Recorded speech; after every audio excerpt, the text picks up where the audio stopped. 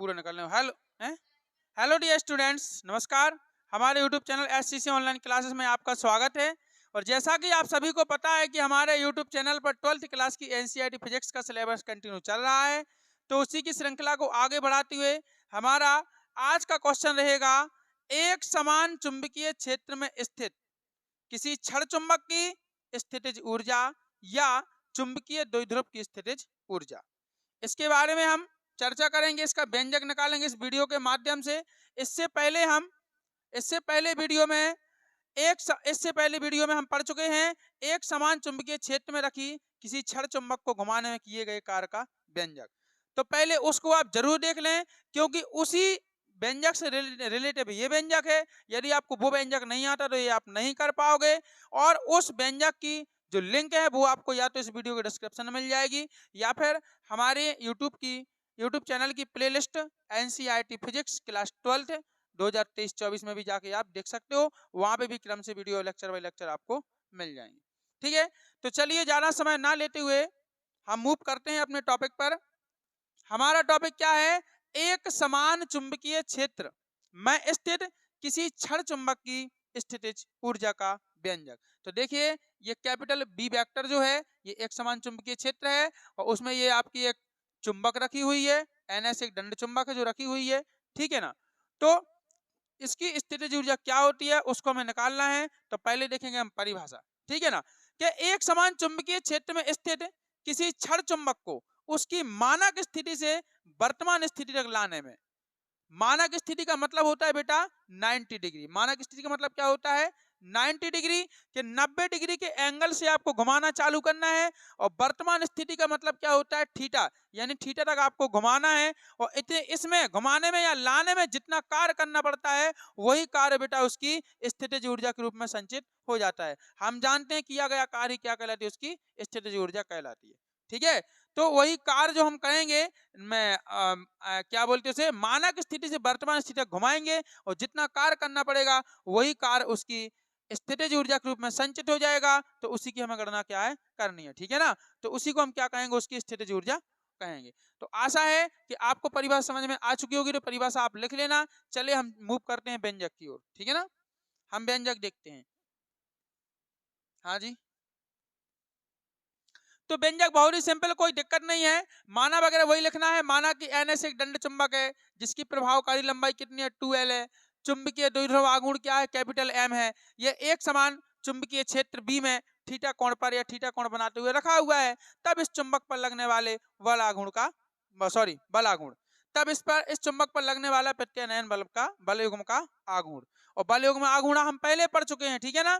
तो भाषा वही की वही है। तो क्या होता है बेटा? टाउ बराबर ये हो जाएगा tau equal to M B sine theta. Equation number कितना हो जाएगा? फर्स्ट। अब आपको पता है कि जब भी किसी चुंबक को हम घुमाते हैं तो हम क्या कहते हैं? अल्प कोण डी थीटा से घुमाते हैं। क्योंकि फिजिक्स में ये रूल्स है कि यदि किसी चीज को आपको घुमाना है या कोई कार्य करना है तो आपको पहले थोड़ा सा अल्प विस्थापन में कार्य करना पड़ता है, फिर संपूर्ण कार्य कर देते हैं और इंटीग्रेशन लगा देते हैं। ठीक है ना? समाकलन कर देते हैं। मतलब अल्प कार्य का समाकलन कर दो तो संपूर्ण क्या निकल आता है? कुल कार्य या टोटल कार्य निकल आता है। क्लियर है? तो हम क्या करेंगे? हम लिखेंगे अब क्षण चुंबक को अल्प कोण डी थीटा से घुमाने में किया गया कार्य। ठीक है ना? तो किया गया कार्य कितना होगा बेटा? डी डब्ल्यू बराबर हो जाएगा बल गुणे विस्थापन, यानी टाउ इंटू कितना हो जाएगा आपका? D theta. टाउ इंटू कितना हो जाएगा? डी थीटा हो जाएगा, क्योंकि बल के स्थान पर हम काय का प्रयोग कर रहे हैं? बल युग्म आघूर्ण का। ठीक है, चलिए इक्वेशन फर्स्ट से टाउ की वैल्यू रख दे बेटा। तो D W equal to tau की वैल्यू कितनी है? एम बी साइन थीटा और इंटू कितना हो जाएगा? D theta. समीकरण नंबर कितना हो जाएगा? 2। ना ना ना ना, डी डब्ल्यू बराबर, अभी कहाँ हो गया? ठीक है, अब क्या करेंगे? तो अल्प कोण डी थीटा से हमने घुमा दिया बेटा। डी थीटा से घुमाने में किया गया कार्य हमने निकाल लिया है। अब क्या करेंगे? अब हम अपनी जो क्षण चुंबक है उसको मानक स्थिति से कहां लाएंगे? वर्तमान स्थिति तक। ठीक है ना? तो क्या लिखेंगे? अतः क्षण चुंबक को मानक स्थिति 90 डिग्री से वर्तमान स्थिति थीटा तक लाने में या घुमाने में किया गया कुल कार्य। और कुल कार्य कितना होगा बेटा, W इक्वल टू कितना होगा, 90 से कहां लाना है आपको, theta, 90 to theta, integration of limit आएगी 90 टू थीटा, और कितना आएगा आपका DW। देखो सही है, 90 से कहां ला रहे, थीटा तक ला रहे, सही है लिमिट।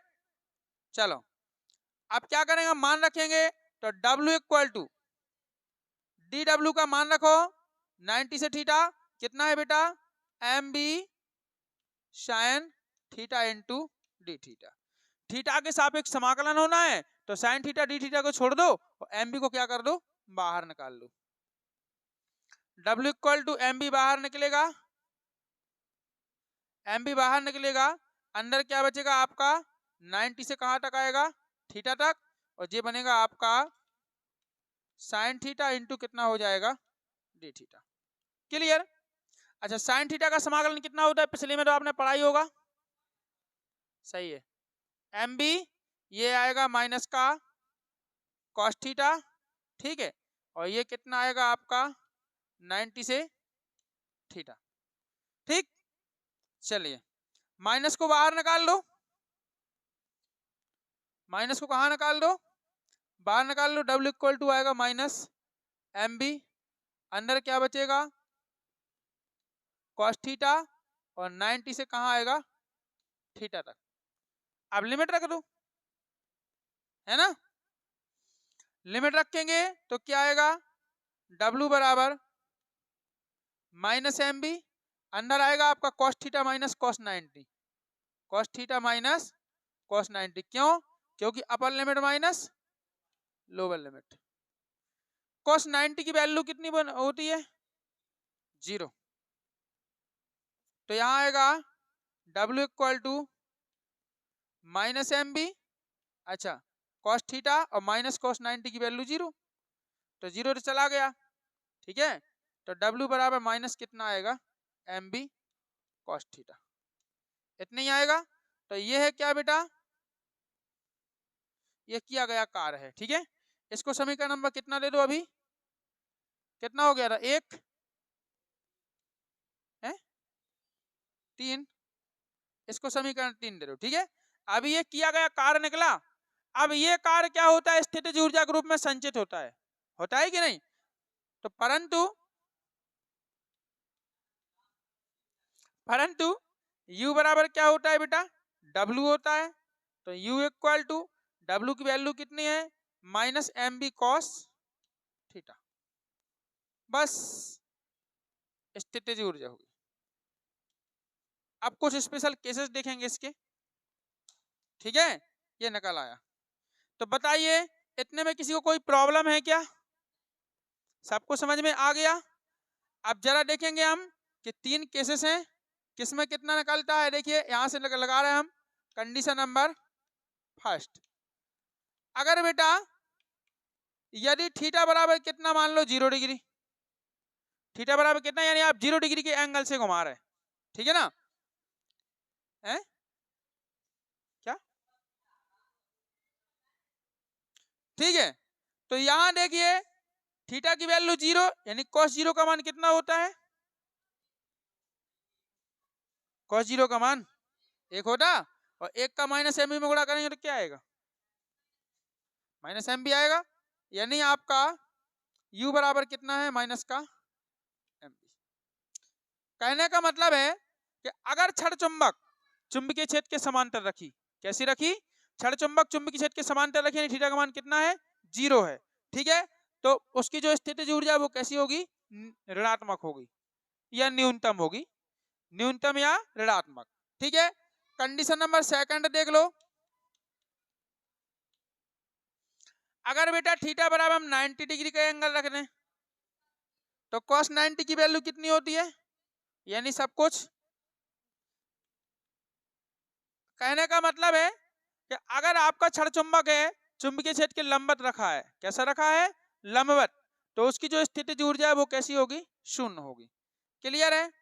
चलिएगा कंडीशन नंबर थर्ड देखते हैं। अगर बेटा थीटा बराबर 180 डिग्री हो तो cos 180 का मान -1 और -1 का यानी प्लस एम बी, है ना। तो यू बराबर कितना होगा, प्लस का एम बी। अब आप कहोगे सर आप तो बहुत जल्दी जल्दी करा रहे, कुछ समझ ही में नहीं आ रहा। तो बेटा कैलकुलेशन है, आप शुरू से स्टार्टिंग से वीडियो देखिए, हर वीडियो में हम कैलकुलेशन बहुत विस्तार से कराते हैं। अब ये कई बार क्वेश्चन हो गया है, ठीक है ना, इसलिए। तो यहाँ पे प्लस का आएगा, यानी अगर आपने चुंबक को कैसा रख दिया, पलट के, मतलब चुंबकीय क्षेत्र के समांतर तो रखा, लेकिन अभी जो एन एस यहाँ है, अब वो एन यहाँ पहुंच गया, एस यहाँ, मतलब आपने पूरा पलट दिया, ठीक है ना। तो वो भी चुंबकीय क्षेत्र के समांतर रहेगा, लेकिन जो आपका किया गया कार्य है वो कैसा होगा, वो सॉरी, जो उसकी स्थिति ऊर्जा वो कैसी होगी, धनात्मक होगी या अधिकतम होगी। क्लियर। बताइए तो यहाँ पे कोई किसी को डाउट है इस वीडियो में, इस लेक्चर में, इस टॉपिक में? नहीं है ना, सब क्लियर। चलिए तो नेक्स्ट में, नेक्स्ट देखेंगे हम, अगला हमारा लेक्चर आएगा कि कोई भी चुंबक है, कोई भी चुंबक है वो एक परिनालिका की भांति किस प्रकार कार्य करती है, उसकी हम गणितीय रूप को समझेंगे, ठीक है ना। हम गणितीय रूप द्वारा सिद्ध करके दिखाएंगे कि कोई भी क्षण चुंबक है वो एक परिनालिका की भांति कार्य करती है। तो अगला लेक्चर मिलेगा आपको। यदि ये वीडियो पसंद आए तो वीडियो को लाइक करें, शेयर करें और कमेंट करके जरूर बताएं। और हाँ, हमारे चैनल को सब्सक्राइब करें एवं बेल आइकन प्रेस करके ऑल पर क्लिक कर दें, ताकि आगे आने वाले सभी वीडियो के नोटिफिकेशन आप तक पहुंचते रहें। तो मिलते हैं बच्चों नए वीडियो में नए टॉपिक के साथ, तब तक के लिए बाय बाय, जय हिंद, वंदे